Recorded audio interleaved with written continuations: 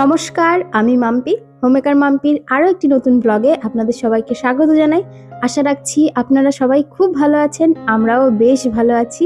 তো আবারও চলে এসেছি নতুন একটা ভিডিও নিয়ে। আশা রাখছি ভিডিওটি আপনাদের খুব ভালো লাগবে। আজ হচ্ছে শনিবার আর এখন বাজে সকাল 11:30।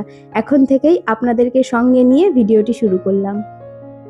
আমার গত ভিডিওতে আপনাদের সঙ্গে শেয়ার করেছিলাম মা, বাবা, ভাই সবাই এসেছিল। 31শে ডিসেম্বর বিকেলের দিকে এসেছিল। তো তারা তো সবাই ছিল। গতকালকে বাবা, মা, ভাই সবাই চলে গেছে। গতকাল মানে শুক্রবারের দিনকে রাত্রেবেলায় চলে গেছে ওরা। অনেক দিন পর বাবা মা আমাদের বাড়িতে এসেছিল আর খুব সুন্দর সময় কাটিয়েছি সবাই মিলে।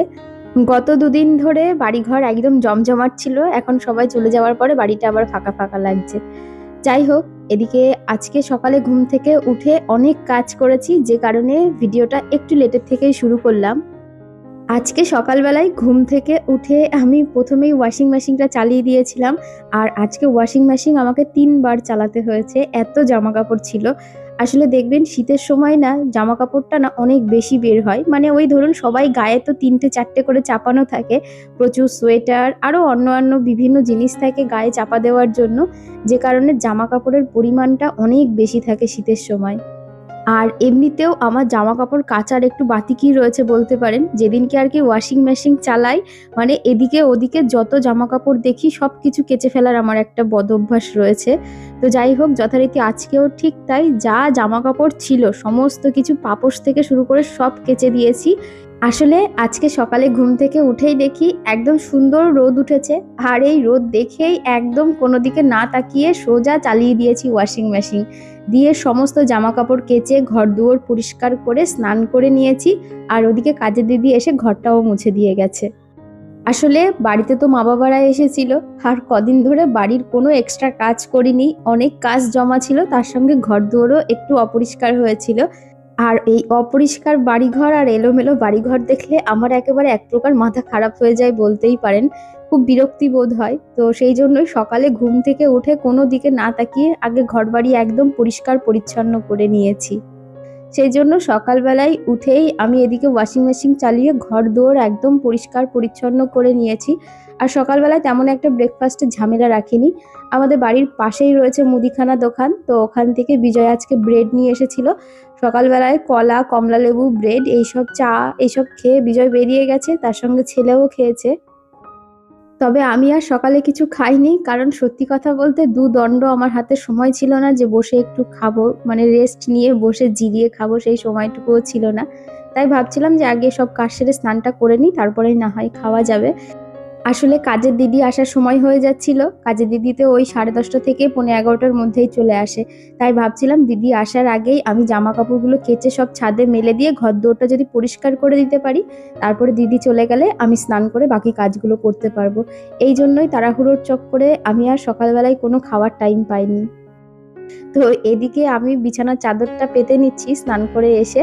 আর ওদিকে আমার এখন তো ভীষণ খিদে পেয়ে গেছে। তাই ছেলেকে বললাম যে, বাবু তুই আমাকে একটু চা করে দে আর একটু পাউরুটিটা সেঁকে দে।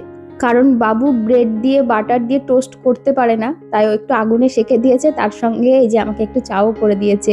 তো চলুন এখন খাওয়া দাওয়া করব। তবে আমি কিন্তু স্নান করে সোজা ছাদে একবার গিয়েছিলাম, যে জামা কাপড়গুলো সব উল্টে দিয়ে এসেছি যাতে তাড়াতাড়ি শুকিয়ে যায়। আসলে স্নান করে উঠে আমার এত শীত করছিল যে সোজা আমি ছাদে চলে গিয়েছিলাম গায়ে একটু রোদ লাগানোর জন্য।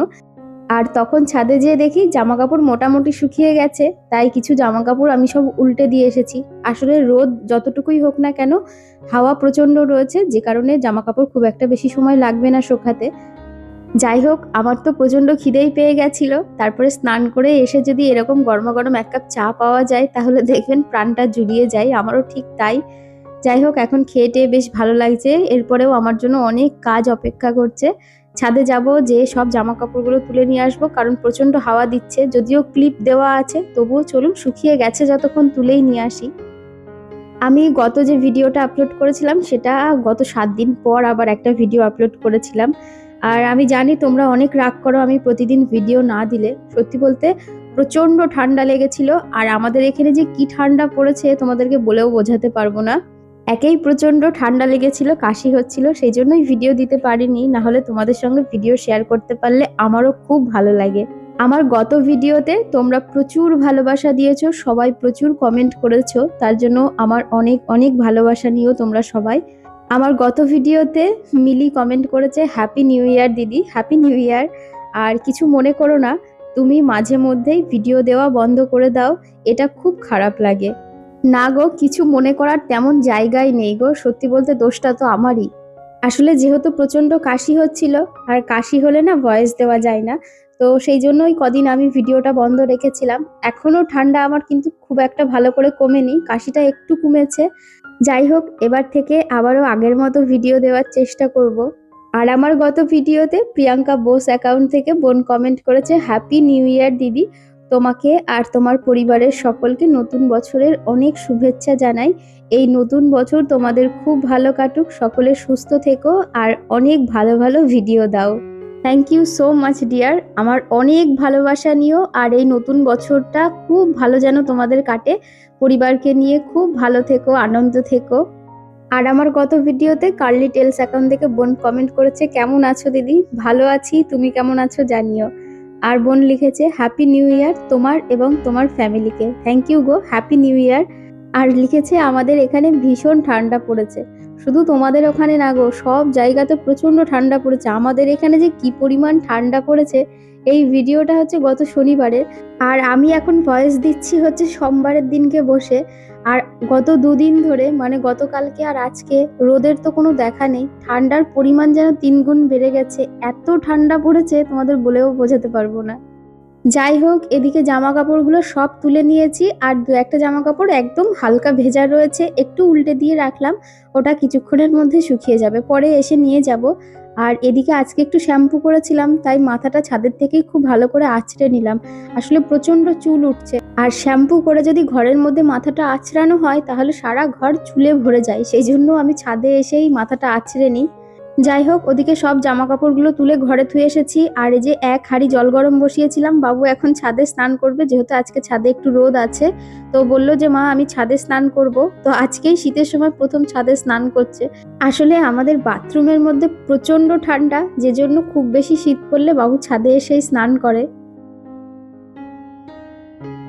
আর এদিকে একটা নতুন সাবান বের করে দিচ্ছি, কারণ ছাদে তো সাবান থাকে না, আর ওই বাথরুমে সাবান নিয়ে যাওয়ার দরকার নেই, ওপরে একটা থাক, কারণ এখন এই যে শীত পড়েছে, রোদ উঠলেই মাঝে মাঝেই ও ছাদে স্নান করে, তাই জন্য ওই সাবানটা ছাদেই থাকুক, সমস্যা নেই। আর এদিকে জল গরম কখন দিয়ে এসেছি, এদিকে কত রকম কায়দা করে তারপরে যাবে স্নান করতে, তারপরে আমাকে বলবে যে তুমি ঠান্ডা জল দিয়েছো, জল বেশি গরম করনি। এদিকে বাজার থেকে কিছু ফল নিয়ে এসেছিল, তো সেই ফলগুলোই এখন গুছিয়ে রেখে দেবো।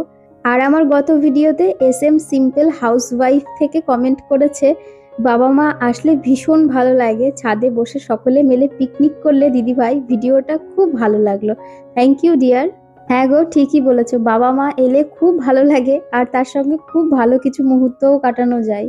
যাই হোক, এদিকে ঘরের সমস্ত কাজ গুছিয়ে তারপরে আমি রান্নাটাও চাপিয়ে দিয়েছিলাম। আমার রান্না প্রায় হয়ে গেছে, তবে আজকে আর তোমাদের সঙ্গে রান্নাটা খুব ভালোভাবে শেয়ার করতে পারিনি। আর আজকে যেহেতু শনিবার আর এখন শীতকাল, শীতের সবজি দিয়ে গরমা গরম খিচুড়ি বানিয়ে নিয়েছি। আজকে দুপুরের খাবারে রয়েছে একদম গরম গরম গোবিন্দভোগ চালের খিচুড়ি। ওদিকে আমার খিচুড়ি হয়ে গেছে, আর এদিকে একটু লাস্টে বাদাম ভেজে খিচুড়ির মধ্যে মিশিয়ে নেব। আসলে খিচুড়িতে ভাজা বাদাম আর ঘিটা আমি খিচুড়িটা নামানোর পরে বা গ্যাসের ফ্লেম বন্ধ করার পরেই দিই, তাহলে আমার মনে হয় বেশি ভালো লাগে খেতে। আর আজকে খিচুড়ির পাশাপাশি খুব ভালো ভালো দুটো আইটেম রয়েছে খাবারে, সেটা হচ্ছে এক তো বেগুনি করব, আর তার সঙ্গে ধনেপাতার চপ করব। এখন যেহেতু শীত পড়েছে, আর শীতের সময় একদম ফ্রেশ আর টাটকা ধনেপাতা পাওয়া যায়, আর ওরা বাবা ছেলে দুদিন ধরে কবে থেকেই বলছিল আমাকে ধনেপাতার চপ করে দিতে, আর খিচুড়ির সঙ্গে এরকম গরমা গরম বেগুনি আর ধনেপাতার চপ হলে একেবারে জমে যাবে। আর আমার গত ভিডিওতে তোমরা সবাই প্রচুর কমেন্ট করেছো, আমার মায়ের হাতের মাটন রেসিপিটা দেখতে চেয়েছো। যদিও এর আগের অনেকদিন আগের একটি ভিডিওতে শেয়ার করেছিলাম, তবে নেক্সট টাইম আমি যখন বাপের বাড়িতে যাব বা মা আমাদের বাড়িতে এলে মাটন করলে অবশ্যই তোমাদের সঙ্গে শেয়ার করব। যাই হোক, ওদিকে আমি খিচুড়ি টিচুড়ি করে কিছুক্ষণ বসেছিলাম, তো বিজয় এসে স্নান টান করে একদম ওরা সবাই খাওয়ার জন্য দুপুরের খাওয়ার জন্য বসে রয়েছে। আমি এদিকে গরমা গরম ভাজছি। প্রথমে কিন্তু ধনেপাতার চপ অনেক কটাই ভেজেছিলাম, ওরা টুকটুক করে সব কটা নিয়ে চলে গেছে। তো যাই হোক, এদিকে আরও কিছু ভেজে নিই, সব চপগুলো আর এই বেগুনিগুলো ভেজে নিই, তারপরে একবারে খেতে বসবো। খেতে বসার আগেই মনে হচ্ছে যেন সব কটা চপ শেষ হয়ে যাবে। তো যাই হোক, ওদিকে খাওয়া দাওয়া হয়ে গেছে, এখন একটু সবাই কম্বলের মধ্যে ঢুকবো, কারণ খাওয়ার পরে দুপুরে প্রচণ্ড ঠান্ডা লাগে, আর দুপুরবেলায় একটু না শুলে ভালো লাগে না। আর এখন ওই 2-2:30 মতো বাজে, আর এখন থেকে সূর্যের তাপ এতটাই কমে গেছে, মনে হচ্ছে যেন বিকেল হয়ে গেছে, দুপুরবেলাতেই মনে হচ্ছে বিকেল হয়ে গেছে। আর জানালা দিয়ে প্রচণ্ড হাওয়াও ঢুকছে। তো চলুন এখন সব জানালা টালা বন্ধ করে দিয়ে একটু কম্বলটা ছাড়িয়ে সবাই পা ঢুকিয়ে বসি। তো চলুন, আমি তো এখন কম্বলের মধ্যে পা ঢুকিয়ে ভিডিওটা এডিট করব। আবার সন্ধ্যাবেলায় আপনাদের সঙ্গে দেখা হবে।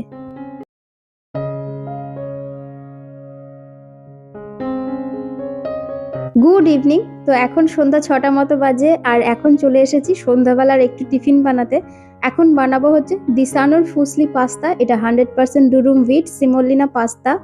এটা আটা আর সুজি দিয়ে তৈরি করা, এর মধ্যে কোনো রকম ময়দা নেই, সেই কারণে এটা ভীষণ স্বাস্থ্যকর। এর মধ্যে কোনো রকম আর্টিফিশিয়াল কালার ফ্লেভার কোনো কিচ্ছু নেই। তার পাশাপাশি এর মধ্যে কোনো রকম ট্রান্স ফ্যাট নেই, zero cholesterol, no trans fat, আর প্রচুর পরিমাণে প্রোটিনও রয়েছে, যে কারণে পেটটা অনেকক্ষণ ভরা থাকে। আর এই পাস্তাটি হেলদির পাশাপাশি ভীষণ টেস্টি হয়, আপনারা যে কোনো রকমভাবে তৈরি করে খেতে পারেন। এখানে আমি একটু আলু আর বিনস দিয়ে পাস্তা বানাচ্ছি। আর এই পাস্তাটি আমার ডেসক্রিপশনে লিংক দেওয়া থাকবে, আপনারা চাইলে ওখান থেকে বাই করতে পারেন। তো চলুন, ভিডিওটা আর বেশি বড় করব না। আর আজকের ভিডিওটা আপনাদের কেমন লাগলো অবশ্যই কমেন্ট করে জানাবেন, ভালো লাগলে একটি লাইক করবেন। আবারও দেখা হবে নতুন একটা ভিডিও নিয়ে, ততক্ষণ সুস্থ থাকবেন, ভালো থাকবেন, টাটা।